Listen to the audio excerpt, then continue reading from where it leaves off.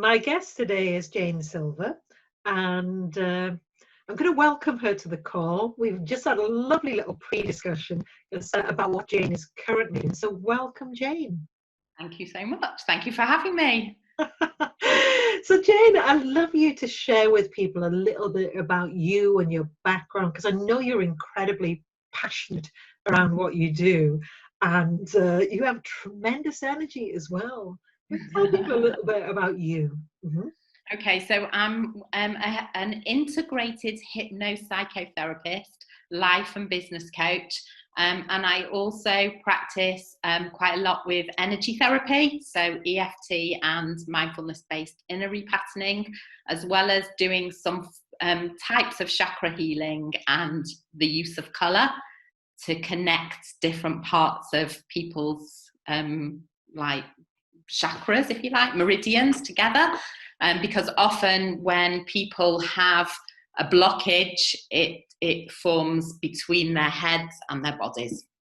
All right. So I've been in private practice for 15 years, starting out in HR originally, but discovered that my passion was not with bureaucracy and paperwork, but more with working with people and their troubles. And initially started with stress and anxiety in the workplace, and moving out more recently into trauma-based therapy.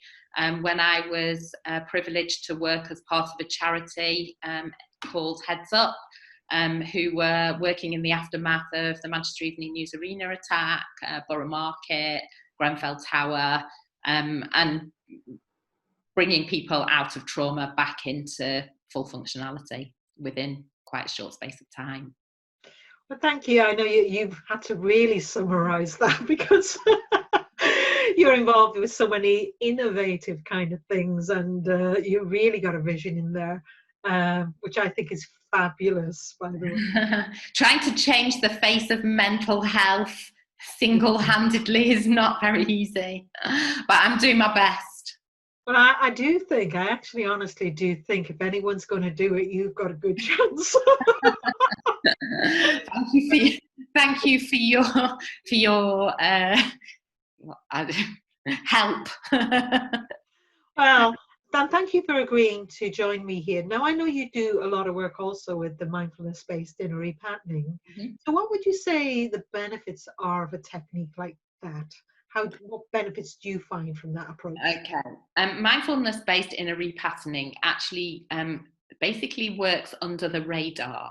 So if people don't want to actually talk, which many people who have trauma or things they don't really want to discuss or talk about, or maybe ashamed of talking about it. So shame is a big issue with lots of different people who have suffered with trauma, whether that be abuse or, in fact, any form of trauma. MBIR, or Mindfulness Based Inner RePatterning, is a fantastic way of getting under the radar without actually them having to say anything, because it works with feelings, it works with sensations, with thoughts, with imaging, with colours. And when you work like that, we bypass the cognitive side of the mind. So we're not actually engaging with resistance, which is what lots of therapists try and do, which is why it always fails. Oh, that's such a really good way you've explained it. I mean, I do think about it exactly the same way, isn't it? It's that conscious mind that can block. And I see it as that you almost have to bypass that to get into the part of your mind where you can deal with the underlying programs, basically, isn't it? Yeah, exactly. And so MBIR works with those underlying programs, the subconscious, if you like, with the parts, or often referred to maybe in psychological terms as the inner child, or parts of people's characters. Actually, what that does is it works behind that, so we're getting right into that subconscious part of the brain. And it's a fantastic way to work with unbelievable results. Sometimes it even reduces these clients to tears within seconds, and you can see the blockage disappearing almost immediately. Uh-huh. And you It's know, it's a privilege to watch and to help support people through that. yeah, I mean, I always think it can be, there's a beautiful feeling sometimes that can be there for the therapist as well, working with people using, Absolutely. you In know. fact, I was working with one client. It was really interesting. I was doing MBIR with her, and I could see above her head, because it was on a Zoom call, I could see the colours of the rainbow almost surrounding her as we lifted all of these things off her. And I said to her, do you mind me taking a photograph of what I can see? So she Yeah. said, no, not at all. So I took a photograph, and I didn't say anything else to her. I took a photograph, and we finished the session. And at the end of the session, she said to me, she said, that was incredible. All I could see was the colours of the NHS rainbow. And I hadn't told her that the photograph that I'd seen or taken was of the whole rainbow effect above her head. And when I then sent her the photograph, she was completely dumbstruck. I don't think she could speak. She then drew me a diagram which formed one of the projects that I'm involved in quite heavily now, which I'm hoping will pay off at some point. Well, I'm hoping that project, I'm not going to go into it because you're still in the process of doing that, but Yeah. that project's fabulous. If that takes off, it will be brilliant. Absolutely. But yeah, I mean, thank you for sharing that. And do you have any other stories of that you're allowed to share with us about maybe the successes you've had with mindfulness based inner repatterning? I have a lot of success with trauma. Trauma is a big passion of mine, because I don't think that people should unnecessarily suffer just because they've witnessed or seen something or experienced something traumatic. Shouldn't mean that they have to survive for the rest of their lives rather than thrive.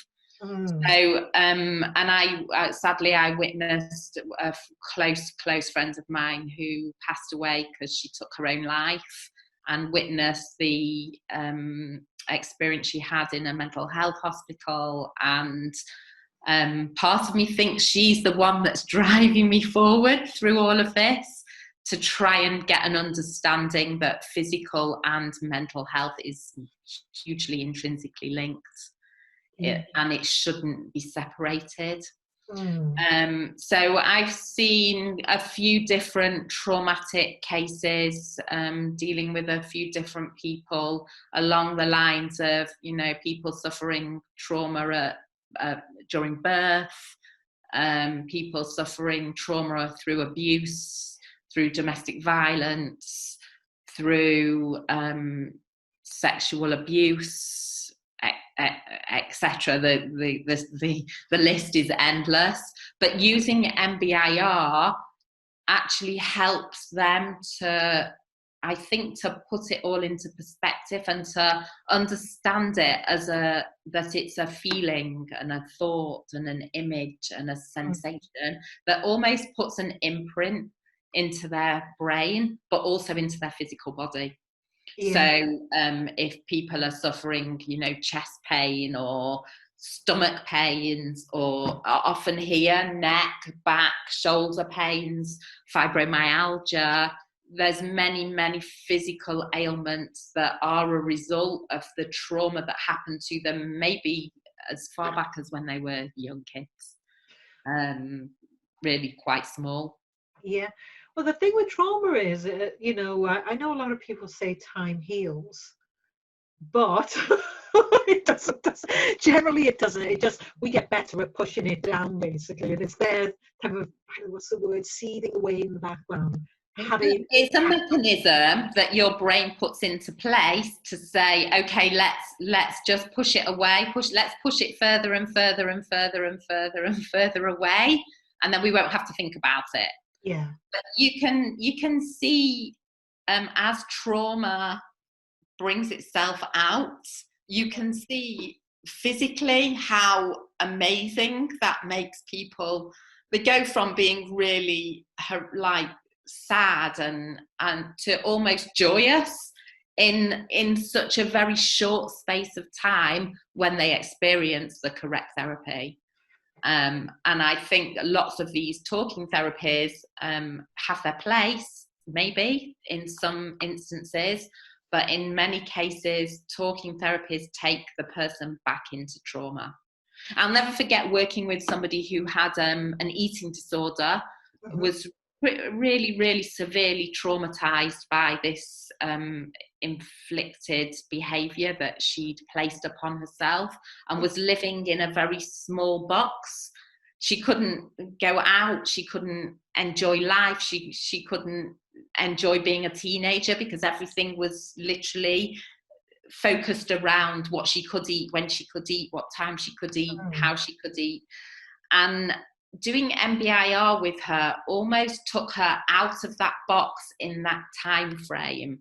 And the therapy that she was getting from the NHS was CBTE, which is the eating disorder cognitive behavioural therapy, which was actually making her think about her eating patterns, which was, of course, taking her more into that trauma. And since then, I've had a number of young adults who were suffering with eating disorders sent to me by the people that should be able to help her, the mental health organisations, psychiatry. But they other than medicate them and give them CBTE, when maybe that's not necessarily the right therapy to give to those particular people. So it's about understanding the people and bespoking that path, that mental health package to those individuals. What kind of progress have you made with that kind of issue there, Jane, with these? Completely fully functioning. Fully functioning, yeah? All right. And did they find it gentle? Because I know this technique does not require you to go into the trauma, does it? Yeah.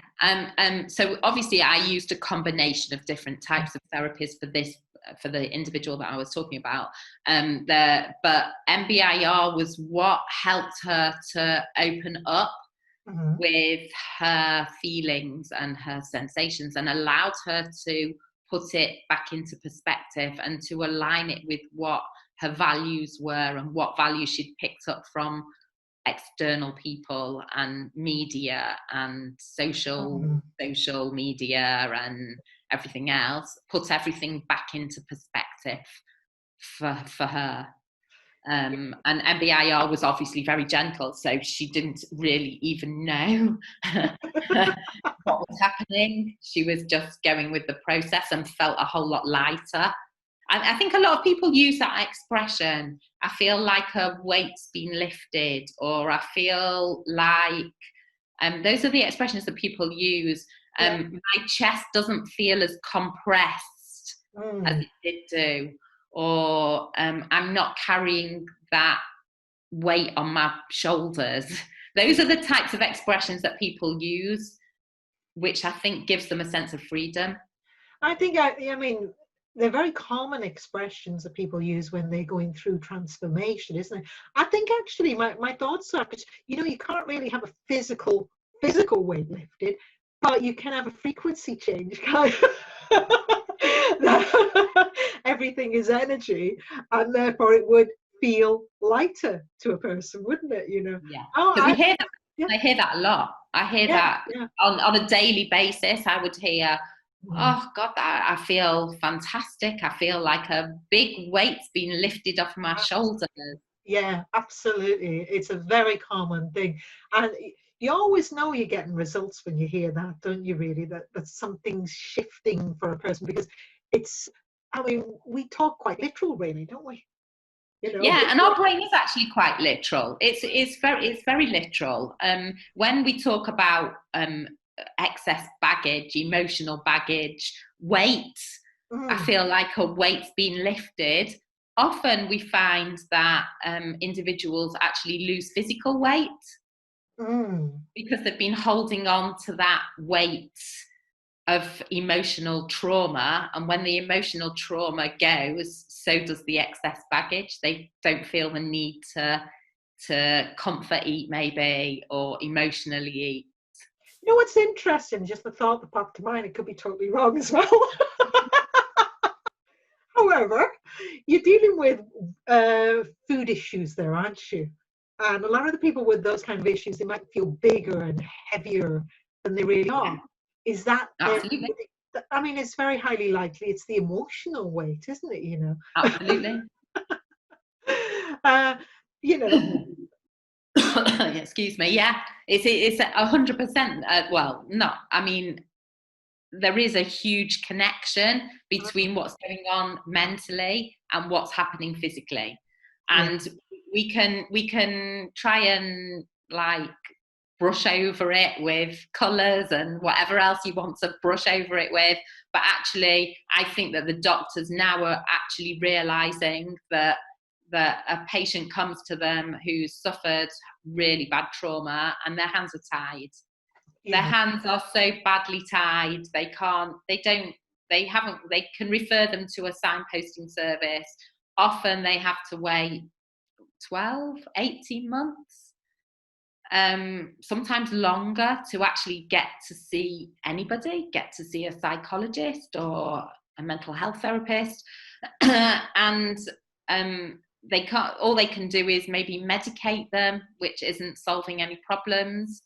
And then in turn, 12 months, 2 years down the line, they're going to turn up with physical symptoms, because 80%, I think the statistics are something like 80% of mental health is connected to physical symptoms. It's quite high.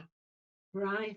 Well, I'm looking at that as well. I'm thinking it must be very difficult all around, because, you know, if a doctor's referring, you know, a lot of people go into the medical profession because they want to help people. Absolutely. And therefore that must be hard on them as well, I think, you know, if they feel they can't get that help. So, yeah, it's know. really sad. It's really sad that it's come to that. But they like, now I think they're struggling really badly, because they can't, there's nowhere really for people who have had COVID or who are suffering with fear. Fear is a really big problem right now. Oh, absolutely. I mean, if I go out, surprising how quiet it is, really. You know, I think that a lot of people have not gone out or are not going out. I mean, there are some people who are, but there's a lot that are not as well. Yeah. It's nowhere near as busy as it used to be in this country, which therefore I can only think that a lot of them are staying back and not going out because they still may be holding back and think it's threatening to them. Yeah, fear. I think fear is a big problem. Fear also depletes the immune system hugely. And I don't think people realise that the fear itself is damaging their immunity. It's blocking their immunity. Yeah. And, you know, that, you know, it's very important to come out of fear, really, because as you said, your immunity has got to be up really at this point in time, I think. But thank you for that. You know what, I think, do you find that the mindfulness based inner repatterning is a very kind of gentle approach? Do people like the kind of approach? I think it depends on the individual. And it very much depends on how their brain functions, if you like. Yeah. To get some people to do it, they think, oh, I'm not sure about this. And you can see that they're not fully engaged with the process, which makes it a little bit more difficult. So you have to be a bit clever and go and bypass the system a little bit. Yeah. You know, I think I'm a bit inventive and creative with the types of things that I use, so that I get fast results, because I'm going behind the radar, but people don't really understand what I'm doing. And I try and explain to them that there's no need to really understand it, just to go with it and see what happens. And their ultimate goal is to feel better. So if their ultimate goal is to have inner peace, then they wouldn't really have their current problem if they were having inner peace. So if we go round the houses and explain that to them, then it helps tremendously to get to even the most difficult of cases. Yeah. Yeah, and I do think we have to be creative quite often as well. What was I going to go with that? I was going to say, yeah, maybe, yeah. I mean, it's obvious that you've been very creative with a lot of people and got some lovely results there. So I'll probably pull this session to a close, but I would say to anyone who wants to find out about Jane and Jane's work, I'm going to ask her to send over some information. I'm going to put it on my website and put it here so you can find Jane and her work. Thank you very much. Thank you for having me.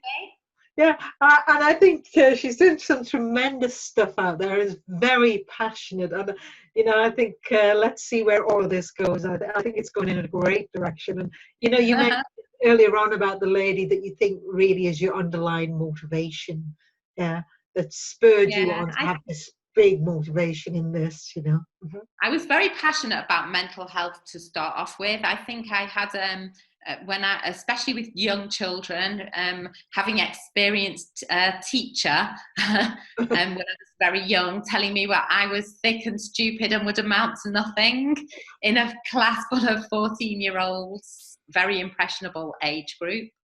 And at the time, I just thought, oh, well, I must be thick and stupid. Uh-huh. Did you take that on board for a while there, Jane? I took it on board until I started to do EFT. Wow! And I threw that out of the window because that was rubbish. Yeah, really good that you got rid of that one, because them are not words that would ever come to my mind about you. Yeah, when you're 14 and very impressionable, and literally, no, like I held on to that belief for a very, very, very, very long time. Even through being promoted at work and being highly successful in HR and highly successful running my own business to start off with, I held on to that belief for very many years. The thing is, it's like beliefs, they act as filters across your, what information you're able to take in, don't they, really? And they'll filter out a lot of stuff. So, interesting that you got rid of it with the EFT as well. So, but, yeah. You're thriving and moving forward. So I would say thank you for joining me on this call. And if anyone does want to find out, for having me. It's my pleasure. If anyone wants to find out about your work and what you're doing, that would be brilliant. And I can pass on my website details. And, yeah. Hopefully we'll have some more exciting news very soon. I think so. I hope so. I very much hope so. That would be brilliant. So thank you very much. Thank you again.